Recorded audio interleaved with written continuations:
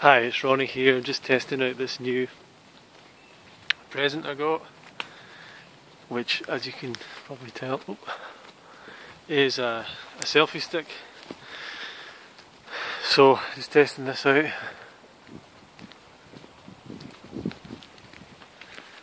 All sorts of angles. So, it's Boxing Day, just the day after Christmas, and Christmas for me was sort of the same way it's been a lot the last few years. Staying at home, my parents, my brothers, only two of my brothers were in, my brother's girlfriend, my grandparents, and yeah, just giving some presents and stuff like that. And it's not a big deal for me, I guess. You know, it's not a big event anymore. I think the changing to the raw food fruitarian kind of lifestyle changes things a bit, and how you think about a lot of these things, because it's very connected with the tradition of the winter solstice and the idea that we're celebrating the fact that, like, the sun has gone to its lowest point in the winter sky and it's going to start climbing back up, and that's this, you know, moving towards spring and stuff, and that kind of tradition.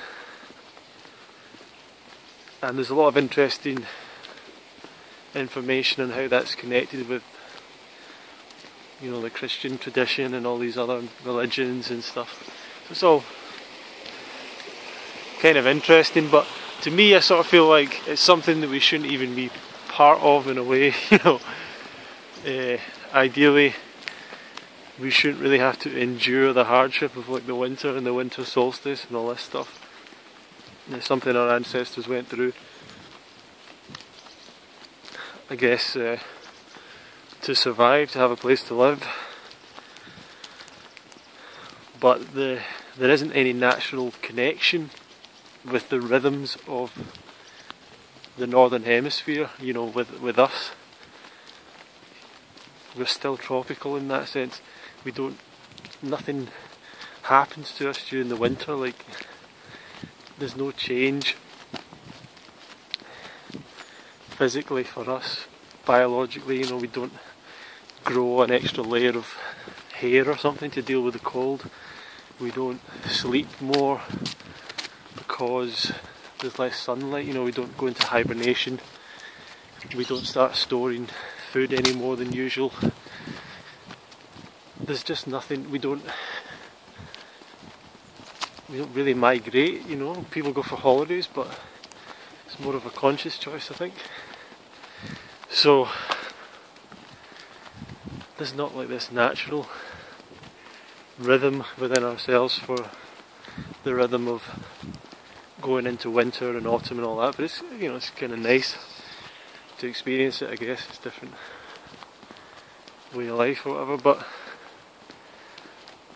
it's a bit out of rhythm with our own rhythm, you know, is how I like to look at it now. So when I was younger, it would have been, I couldn't even imagine the idea of going on holiday at Christmas or going to a hot country. You know, I really liked the whole snow and the myth of Christmas, all this stuff, but now I really feel like I don't really want to be part of the winter that much, you know. Don't mind it, like, hugely, but it would be great to get away during the winter for at least a few weeks during the year, if not a month, if not more, would be really good, you know. So I hope you're getting out there. I see a lot more people in this movement kind of getting out into the tropics in the winter, you know. And it used to be something I remember people would laugh at you for. There was a woman that promoted raw foods, but she wasn't 80-10-10, put it that way, and she was just like, you know, all these 80-10-10 people, they just tell you you have to move to the tropics, and you know, Almost like to make the lifestyle work. But you don't have to move anywhere to make the lifestyle work. You can do it anywhere. You just need to eat enough sweet fruit during the day. Try and get your sweet fruit in earlier on. And you know, I don't know if you need vegetables every day. There's certainly many times I went without vegetables, but can be delicious as well. In addition to the obviously having vegetables and salads and stuff like that. Here's a dog here. Oops. Dog trying to attack me. So, so that's how I've been dealing with Christmas. Just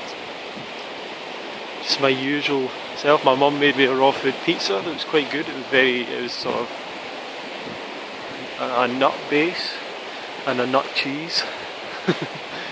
So it was higher fat, you know, it wasn't 8-10-10 I suppose, but that's okay.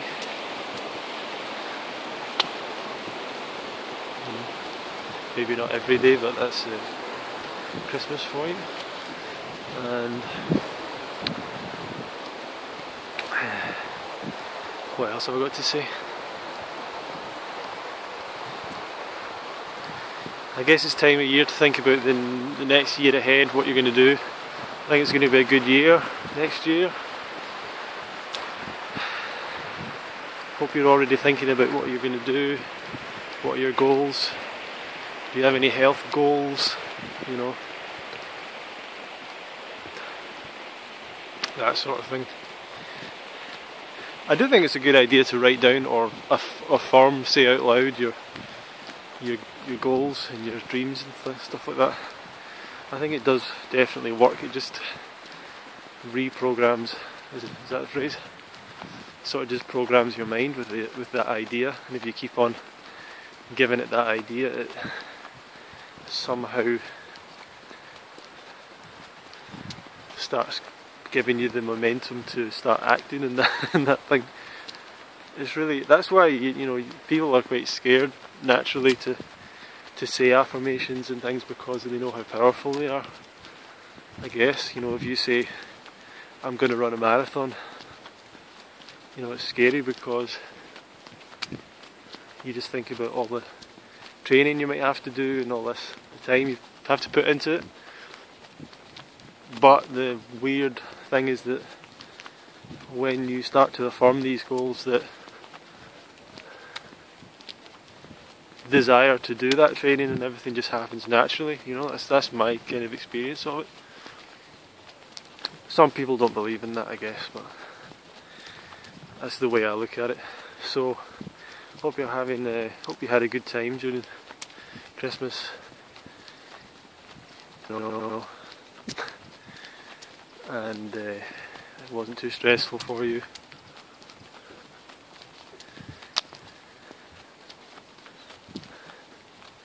And that's my message for the day, so speak to you later. Bye. Oh, it's not working.